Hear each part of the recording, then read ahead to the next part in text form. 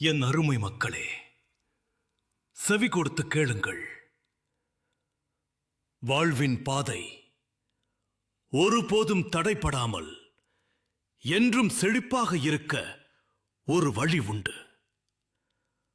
அந்த பேருண்மையை கூறும் அமுதம் இதோ. பழியஞ்சி பாத்தூன் உடைத்தாயின் வாழ்க்கை வழி எஞ்சல் எஞ்ஞான்றும் இல். இக்குறளின் ஒவ்வொரு சொல்லுக்கும் ஆழமான பொருள் உண்டு. பழியஞ்சி என்றால் தீய செயல்களால் வரும் அவமானத்தையும் பாவத்தையும் அஞ்சி விலகுதல். பாத்தும் என்பது தான் ஈட்டிய செல்வத்தை பிறருடன், குறிப்பாக வறியவர்களுடன் பகிர்ந்து உண்டு வாழ்தல்.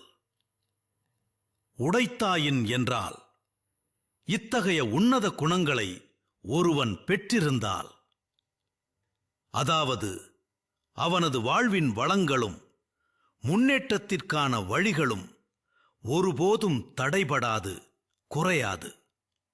சுருங்கச் சொன்னால், குற்றம் செய்ய அஞ்சியும் பிறருக்கு கொடுத்தும் வாழ்பவனின் வாழ்வு ஒருபோதும் வறுமையுறாது.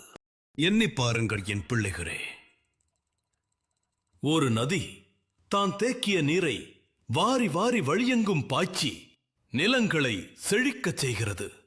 அது கொடுக்கும் ஒவ்வொரு துளிக்கும் ஈடாக எங்கிருந்தோ மழை வந்து புதிய நீரை நிரப்புகிறது. அதைப் போலவே நீயும் பழியற்ற வாழ்வை மேற்கொண்டு உன் செல்வத்தை பிறருடன் பகிர்ந்து பசியாரச் செய்தால் உன் வாழ்க்கை என்னும் நதி ஒருபோதும் வற்றாது. மாறாக அது இன்னும் பெருகி உன் வாழ்வுக்கும் சுற்றியுள்ள உலகத்திற்கும் வளம் சேர்க்கும். ஆகையால் என் குழந்தைகளே, பழியை அஞ்சுங்கள், பகிர்வை நேசியுங்கள். உங்கள் வாழ்வின் பாதை என்றும் செழிக்கும். அதுவே நிதர்சனம்.